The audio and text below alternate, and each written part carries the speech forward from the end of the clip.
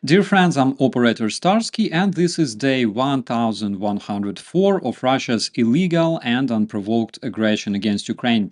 What on earth has happened in the Oval Office? Did the White House align with Kremlin? Ukrainian drones hit Russian targets 1,400 kilometers away, and Europe unites against Russian terrorism. My dear friends, this is the Frontline Focus. Let's roll. Obviously, Russian officials are attempting to undermine the proposed mineral agreement between the United States and Ukraine. Kremlin spokesperson Dmitry Peskov suggested that such a deal would not benefit Ukraine, and he also implied that Russia could offer the US a more favorable arrangement. Internationally wanted war criminal Vladimir Putin also highlighted Russia's vast reserves of rare earth materials, indicating willingness to collaborate with the US in this sector. It is worth mentioning that Russian state media is strategically timing the release of certain Kremlin statements to exploit shifts in the US Ukrainian relations.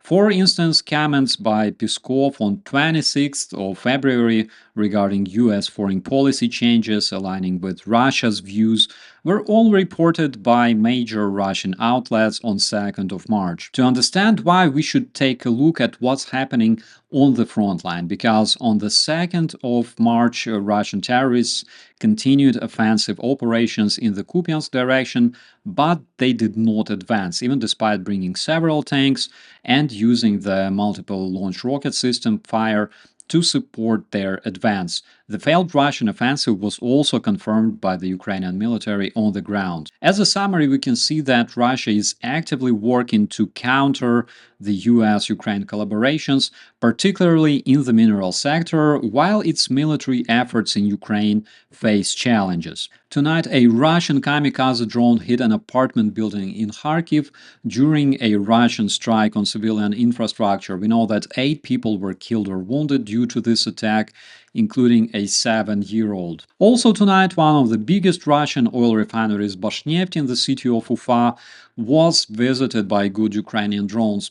The refinery is located 1,400 kilometers away from the Ukrainian border, which is absolutely impressive.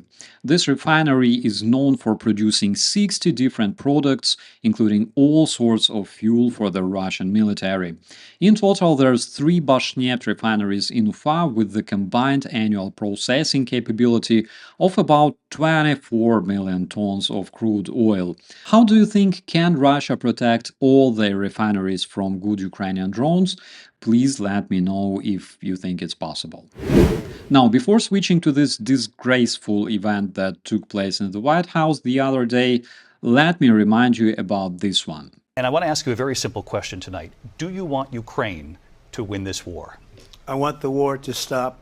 Now, let's talk about what is wrong with the US communications and what can be improved. Over the past couple of weeks, I've seen a lot of people trying to find a complex explanation to a simple question: why American President Trump is so aggressive towards Ukraine in his rhetorics.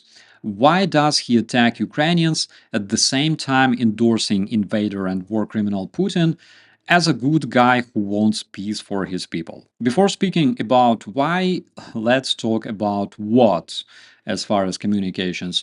At this point, the main narrative employed by the White House based on their communication is that Donald Trump doesn't seek victory for Ukraine because he doesn't consider Putin as an aggressor.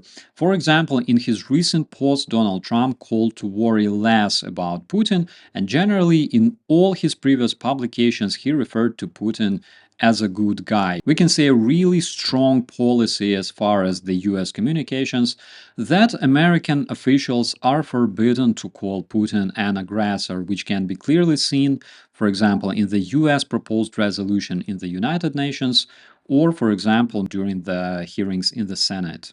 Mr. Feinberg, did Russia invade Ukraine? Well, going to my behind closed doors statement a second ago, I'll just say this. And generally, the reason Donald Trump and J.D. Vance even started attacking President Zelensky in the Oval Office was literally to shut him up. Personally, to me, it seemed as if they didn't want the words about Putin's war crimes to be spoken in front of the US media, which, by the way, not all came from the United States, because we know that Russian media were also invited. At this point, it's obvious that the idea of helping Ukraine win the war is completely unacceptable in the White House, and the deal itself was not about helping Ukraine win. It was only about the return of investment. However, let's be honest, there is absolutely no better way to return investment spent on Ukraine's defense than force the Russian war criminals to pay for their crimes. And that would not only bring back the money invested in Ukraine's defense, but also reinforce collective security and remove the Russian terrorist threat forever. Considering Lavrov's statement that Russia will not be forced to stop its aggression against Ukraine, plus all the cases of Russia violating the ceasefire before 2022, it is absolutely pointless to even try talking them out of war. On the other hand, helping them lose the war is absolutely essential. How can we achieve this? First of all kinds of experts anticipate that Russia will face financial crisis within the next year if current dynamic at the front line is preserved. Boosting the trade with Russia will only prolong the war while choking the Russian aggressor economically, and providing more support to the Ukrainian defenders will accelerate the collapse of the Russian aggression.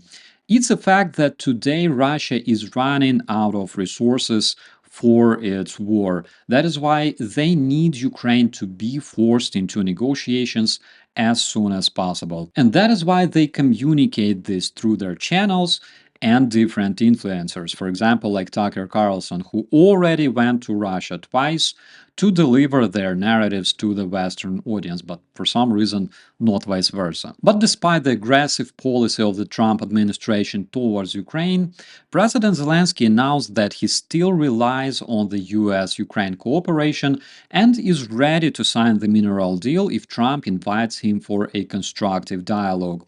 However, Marco Rubio stated that Ukraine will only be invited when it's ready for peace. What does Marco Rubio mean when he says peace? According to Steve Witkoff, the peace they're talking about is basically the act of Ukraine's capitulation offered by Russians in Istanbul in 2022.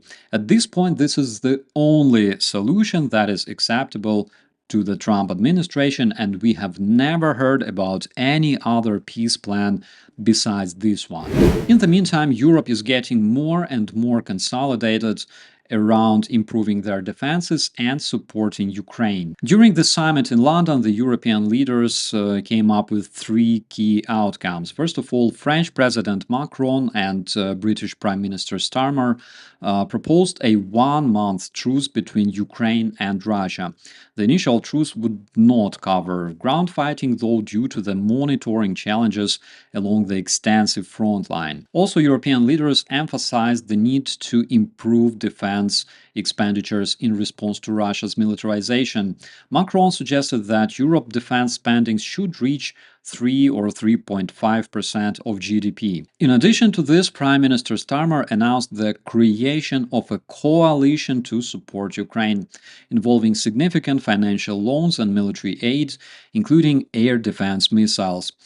Because if the military defense supplies stop coming to Ukraine from the US, Ukrainian citizens will face increased challenges of being hit by the Russian ballistic missiles, which, as we know, are broadly used by the Russian terrorists to strike power plants, heating stations, and hospitals. That is why the UK announced providing Ukraine with 5,000 missiles to fight Russian Shahed drones, as well as the missile launchers. And if you're watching this, make sure to leave your thumbs up in the comments for the amazing people of the UK, because these missiles will be extremely important to save Ukrainian lives. Dear friends, despite the uneasy situation, I wish you all a beautiful day. Please subscribe to stay informed about the most important updates, and share this content to help Ukraine be heard. I'll see you in the commentaries. I'm Operator Starsky, as always. Be safe.